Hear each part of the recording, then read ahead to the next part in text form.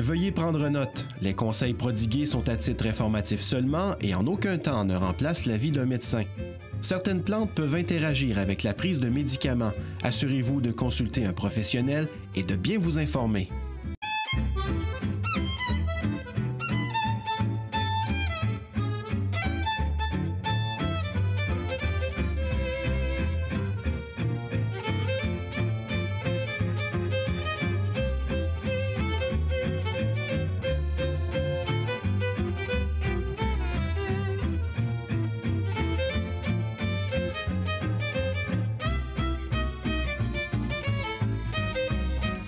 Wow, hein?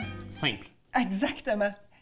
C'est le mot d'ordre, simplicité. C'est toujours retour à la nature, simplicité, à mettre en application là. Pas besoin d'aller chercher des compétences. C'est comme, on peut mettre en application dès maintenant. L'Ayurveda dit tout le temps que la sagesse qu'on porte, on a juste oublié qu'on la porte. T'as raison, hein? Il faut juste donner le moment au corps de retrouver ses outils. Exact. La respiration, rien de plus simple. Ouais. Rincer les reins, rien de plus simple. Exact. Bouger pour activer, rien de plus simple. Donc, c'est vraiment des choses qui sont simples. C'est remettre du sens dans tout ça, en fait. Se reconnecter au vrai. Exact. On a d'autres herbes ici, d'autres plantes, en fait. J'aimerais que tu nous parles parce que tu es passionné de celle-là particulièrement. Je l'adore tellement. Oui. Et puis, l'odeur, c'est le basilic sacré. Oui. C'est aussi une plante qui est adaptogène dans la liste ayurvédique. Comme nos deux autres qu'on a parlé tout à l'heure. Comme les deux autres. Le ginseng américain et puis l'ashwagandha. L'ashwagandha, voilà. D'accord. L'Ayurveda parle du tulsi. Basilic sacré ou tulsi, c'est la même chose. OK. Donc, ça pousse ici au Québec, là. Exactement. OK. Donc, on a la sagesse de l'Ayurveda, les plantes du Québec. Ça, j'aime ça. Hein? Oui, je parle toujours de ça. C'est ça qu'on veut. Oui. L'ashwagandha, c'est une plante ayurvédique qui pousse en Inde, qui pousse aussi au Québec. Okay. Basilic, on s'entend, là. Il y a des centaines de sortes de basilic hein, quand on choisit nos plants. Oui. Basilic sacré. Ça, tu m'expliquais tantôt, Christine, que peu importe, toi ici, tu restes sur des terres ici. Oui. Mais moi, je demeure en ville. Oui. Est-ce que je peux faire pousser ça sur mon balcon? Oui, puis c'est ça. On n'a pas de raison de ne pas l'avoir. Okay. On devrait en prendre à tous les jours. Ça sent tellement bon. C'est fou. Ouais. On essaie de décrire tantôt l'odeur, du côté fruité, ça sent un petit peu le raisin. Oui, tout à fait. C'est un petit peu boisé aussi. Juste l'odeur fait du bien. Oui, tu as raison. Ça calme, c'est vraiment apaisant. Et donc, c'est une plante qui peut nous aider à adapter au stress. Elle pousse bien dans un pot, elle pousse bien à l'extérieur. Là, ta question aussi tantôt, c'était est-ce que... Infusée? Oui, infusée, on la met dans... Oui. Bingo, je fais chauffer mon eau, pas bouillir. Exact, elle était vraiment... Je m'en viens pas pire, là. Oui, c'est ça. Je fais chauffer mon eau et l'infusion, on dépose là-dedans. Et pourquoi on ne fait pas bouillir? C'est parce que ça va briser. Une plante qui est fraîche, c'est très délicat. Donc, si c'est l'été, on fait juste déposer dans l'eau chaude. Même pas besoin de faire bouillir. Tu sais, on fait bouillir l'eau, on laisse apaiser. Okay. Puis après ça, on va les mettre... on va les vider l'eau sur les plantes. Oui, exactement. Wow. Si on prend la racine, là, on va parler d'une décoction, comme on en a parlé l'autre fois. Tout à fait. Décoction, on va juste faire un petit rafraîchissement. C'est juste qu'on va faire frémir l'eau pour aller sortir les principes actifs de la plante. Donc, de là que c'est une décoction, donc c'est une eau. Et c'est important de laver la racine aussi. Oui. Que tu m'as expliqué. C'est vrai. Oui, exact. Parce que, il y a de la terre. Oui. La racine de pissenlit, quand les pissenlits vont sortir, là, on peut la prendre, on la lave et on peut aussi la faire en décoction. Oui. Excellent diurétique, excellent tonique pour le foie. Okay. C'est le pissenlit là, au printemps. Hein? Dans le fond, là, le pissenlit fleurit 2 fois par année, printemps et vers la fin de l'été. Okay. Il est là au printemps pour nous aider à repartir la machine. Je serais tellement pas portée à faire ça. Ah non, hein? Je vais l'essayer. Tu me le feras faire parce que ça vaut la peine. Parce que c'est une autre affaire qu'on perçoit, comme le stress. On perçoit ça nocif, mais pissenlit, on perçoit ça nocif. Surtout les gens de la ville. Oui. C'est comme, il y en a partout des roses de pissenlit. C'est intéressant. On a appris qu'il fallait les pulvériser. Oui. Mais la nature nous le montre, parce que c'est une nourriture. Oui. Les pétales peuvent aller dans la salade, les feuilles peuvent aller dans une infusion. Et là, tu tiens quoi dans tes mains? Je tiens de l'avoine. OK. On connaît le lait d'avoine dans les champs. Oh, c'est beau, c'est tellement beau, c'est vraiment beau. C'est quoi, juin? Ou, un petit peu plus tard. Un petit peu plus tard. Là, ici, c'est de l'avoine fleurie. Ça veut dire qu'elle est pas... Normalement, les agriculteurs la laissent dans le champ plus longtemps pour qu'elle devienne vraiment séchée. Okay. Et de là, on va extraire la graine pour faire la farine et tout ça. Ou au niveau des animaux, il faut que ce soit sec. Okay. Mais nous, en herboristerie, on va aller chercher l'avoine qui est fleurie. Regarde, je vais te montrer ici. Elle est ouverte, puis elle sort un petit peu une fleur. Ah ouais, hein? Au milieu. Okay. Et c'est cette avoine fleurie-là. Donc, c'est ce temps-là qu'on veut prendre pour l'accueillir. Puis, elle est encore verte, là. Mais là, c'est une infusion, ça, ou c'est une décoction parce qu'il y a des graines dedans? Elle n'a pas la graine encore. Okay. Elle fleurit. Fait qu'elle rouvre un peu, là, la petite fleur qui sort. Et c'est dans ce moment-là qu'on va aller la chercher. Au complet comme ça, là. Pouf. Ding comme ça. OK, intéressant. Et c'est beau dans un jardin. Ça fait un petit peu comme une graminée dans le fond, là. Ça fait une belle place dans la table, puis c'est wow. Avant de se coucher, ça et ça, là, c'est très difficile de On peut mélanger les deux ensemble, oui, là. Les goûts. Puis c'est ça la découverte des... Juste... c'est super. Oui, chaque fois qu'on l'emmène... Ça fait... Oui, exactement. Donc, les goûts se mélangent, les types se mélangent aussi. Donc, avoine, c'est un petit peu laiteux. Fait que juste l'avoine tout seul, c'est peut-être un petit peu intense. Fait que de rajouter un peu de citron, basilic sacré et basilic vert, si on en a aussi dans le jardin. Super intéressant, facile à mettre en application. Maintenant, on va partager tout à l'heure des recettes sur la page Facebook. Oui, exactement. Donc, les plantes adaptogènes, tout ce qu'on a vu aujourd'hui. Basilic sacré, l'avoine, les deux premiers. L'avoine et nervine est plus pour le système nerveux. C'est ça, je t'ai mélangé un petit peu. Nervine. Puis ça va faire un beau lien parce que des plantes qui sont nervines, donc c'est un autre terme pour expliquer l'effet que ça a dans le corps. Ça, on va dire d'une plante qui est carminative, elle va aider à la digestion. Une plante qui est astringente, elle va tonifier. Bien, c'est ça, les astringents vont déterminer son action. Une plante nervine, c'est pour le système nerveux. Ah, j'aime ça. C'est comme ça.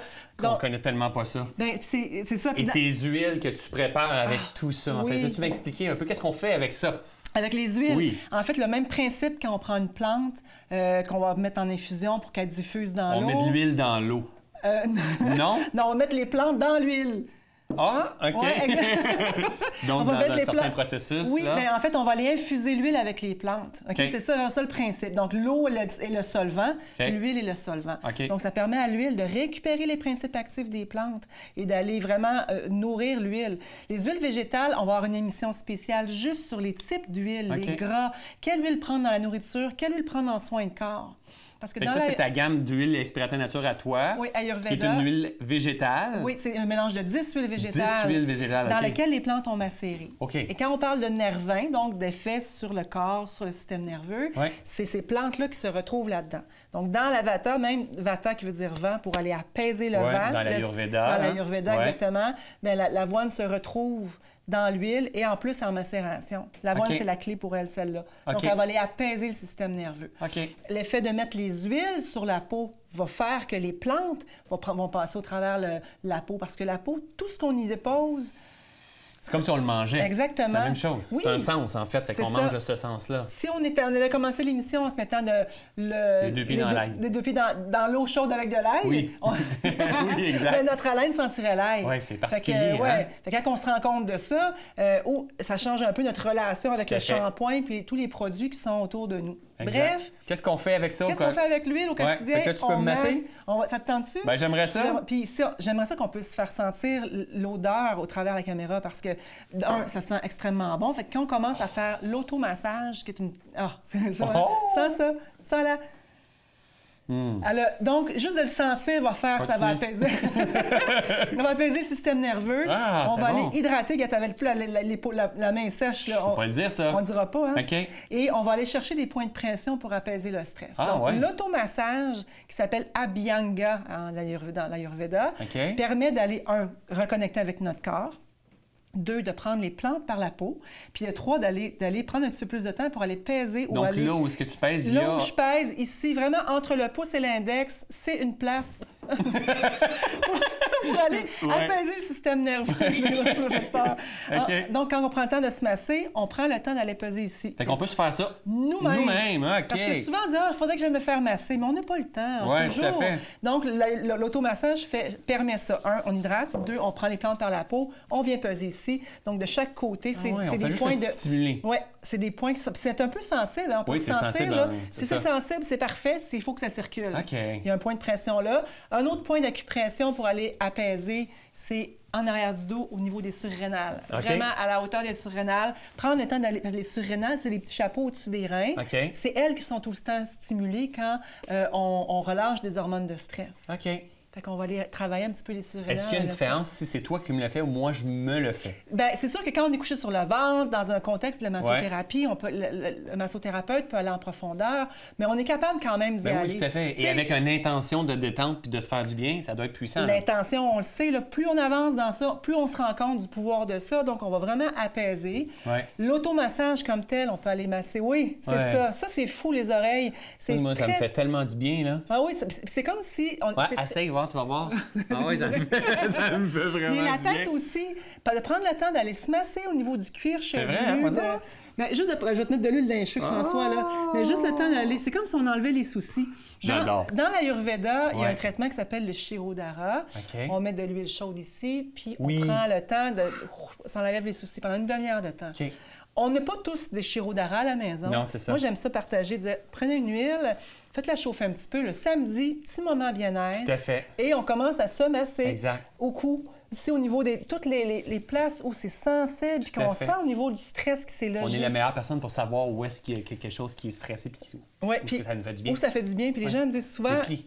Les pieds, parce qu'on est toujours... Hein, c'est vraiment la réception des nerfs au niveau nerveux. Tout à fait. Donc, on a un début d'automassage. Là-dedans, avoine, il y a de la lavande, il y a de la camomille, il y a beaucoup de plantes qui ont des affinités donc avec le système nerveux, puis qui s'appellent...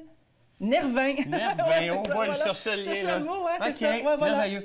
Depuis que tu m'as expliqué l'automassage, je le pratique régulièrement sur moi-même, mais sur mes enfants aussi, parce qu'ils adorent ça. Puis honnêtement, ça fait vraiment du bien. C'est comme un moment précieux à soi. C'est de moi à moi, là. J'adore. Puis les enfants sont très réceptifs. Oui, tout à fait. Maman vient me masser ou papa vient me masser. C'est l'autre qui me le disent, là, en fait. Exactement. Je suis contente de ça. C'est une belle simplicité, là. Bref, on a parlé des plantes par la peau, on a parlé des plantes qu'on peut boire, et là, on va aller voir Patrick qui, lui, nous a préparé une recette avec des aliments qui vont nous aider aussi à apaiser le stress.